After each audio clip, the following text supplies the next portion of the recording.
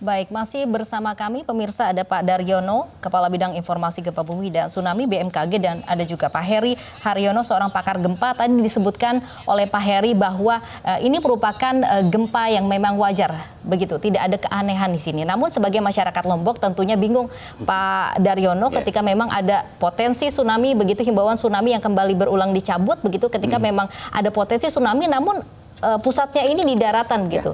Bisa Anda jelaskan? Ya, jadi karakteristik dari sesar yang flores itu adalah mengalami rupture atau dipping, itu patahan yang mengarah ke selatan, ke bawah busur kepulauan, sehingga kemarin itu meskipun epicenter gempa itu berada di daratan, namun rupture atau robekan bawah permukaan itu deformasi yang terjadi itu mengarah ke laut, sehingga rupture itu ada di laut, dan karena gerakan itu vertikal, maka tentu akan mengganggu kolom air laut dan memicu tsunami walaupun kecil. Gitu. Baik, tapi potensi tsunami yang kemarin juga sudah dikeluarkan oleh pihak BMKG dan juga akhirnya dicabut, begitu. Ada hoax atau kabar yang sempat beredar, ini akan ada lagi tsunami. Sebenarnya kalau melihat dari jenis gempa kemarin, Pak? Iya, jadi ada yang saya koreksi, Mas, terkait dengan pengakhiran tsunami. Jadi istilahnya itu tsunami diakhiri. Betul. Jadi BMKG itu istilahnya itu tsunami diakhiri.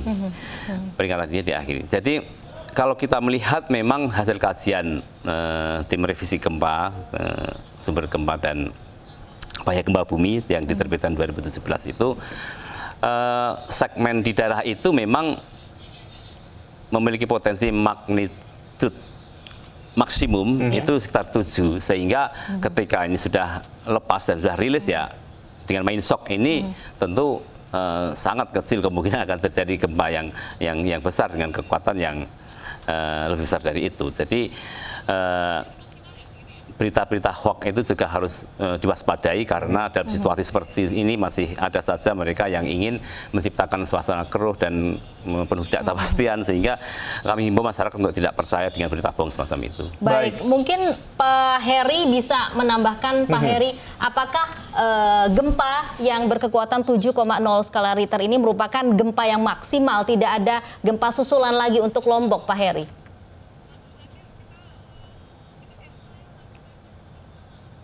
Ya, ada mungkin saya itu ya, gempa susulan, mungkin saya bukan koreksi ya, meluruskan. Jadi main shock itu 7, kemudian kalau gempa susulannya itu adalah gempa-gempa yang berkaitan dengan gempa yang skala 7 tadi. Jadi setelah gempa 7 besar, kemudian akan ada aftershock atau gempa susulan, itu akan terus menurun itunya, magnitudenya turun itu ya. Jadi itu gempa susulan. Nah itu yang akan terus menurun sampai nanti akhirnya hilang atau berkurang frekuensinya. Nah mungkin yang ditanyakan masyarakat, apakah ada gempa lain setelah gempa yang skala 7 ya? Saya terus terang saya sulit menjawab, karena pertama kita tidak kita tidak tahu betul karakter gempa atau karakter patahan yang ada di sesar Flores itu, ya. Sesar Flores itu karakternya praktis kita tidak tahu, ya. Kita harus jujur itu, ya. Kita itu tahu yang dengan baik itu adalah sesar Sumatera, ya, patahan Sumatera, juga subduction Sumatera itu relatively kita baik. Selebihnya Jawa itu kita tahu sedikit. Yang lain-lain itu hampir kita tidak punya pengetahuan tentang itu. Karena itulah saya sering kali menekankan perlunya riset di situ. Sesar sepanjang mana dari Flores sampai Lombok itu terjadi berapa segmen di sana. Nah, apakah yang kemarin terjadi ini skala berapa? 6 dan 7 itu, apakah dia segmennya berbeda? Itu kita juga tidak tahu, ya. Jadi itulah menurut saya harus dijawab. Sebagai seorang ilmuwan, ya saya harus berpegang pada data itu, ya. Itulah perlunya mungkin ya yang di sesar patahan yang mana itu, patahan Flores, itu kita harus ketahui betul segmentasi dari patahan, ya. Kemudian selain itu bagaimana karakter tiap segmen ini, ya. Ya, itu kita punya kebetulan ya di sepanjang mana utara pantai utara NTT, NTB itu kan ada pulau-pulau.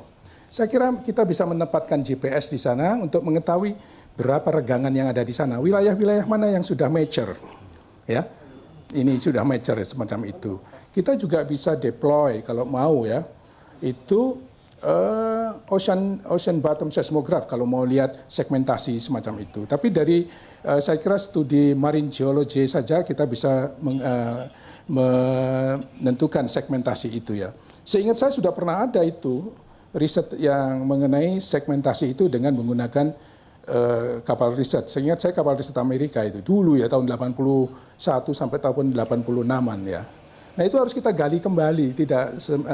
Para ilmuwan diminta untuk menggali itu kembali dan kita pelajari dengan baik dan kita berikan kepada masyarakat, kepada government, khususnya local government bahwa wilayah ini karakter gempanya seperti ini sehingga orang-orang yang berada di sekitar pantai itu juga harus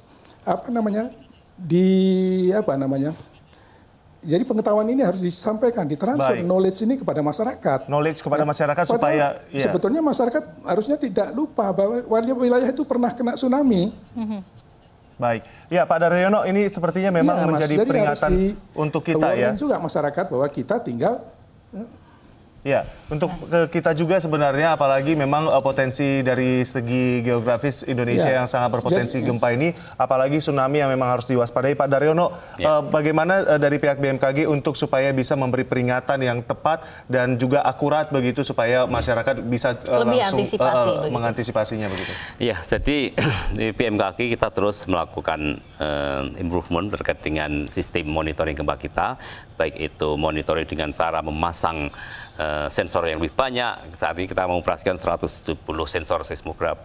Kemudian kita juga membuat sistem processing yang lebih bagus, yang lebih teliti, dan kemudian bagaimana kita mendiseminasikan informasi kita, menyebarluaskan dengan cepat. Dan saat ini sistem kita sudah mampu menginformasikan info gempa dan peringatan dini dalam waktu kurang lebih 3 menit. Baik, terima kasih Pak Daryono, dan yang pasti ini juga menjadi kewaspadaan bagi kita semua begitu ya. Seperti yang disampaikan juga tadi oleh Pak Heri Haryono, ini memang wajar saja ada kekhawatiran, tapi memang mungkin masyarakat perlu tahu gitu ya, waspada juga dan pengetahuan tentang potensi gempa yang ada di daerah masing-masing. Terima kasih sekali lagi Pak Daryono, Kepala Bidang Informasi Gempa Bumi dan Tsunami BMKG, dan juga Pak Heri Haryono, pakar kegempaan yang sudah bergabung bersama kami dari saluran Skype.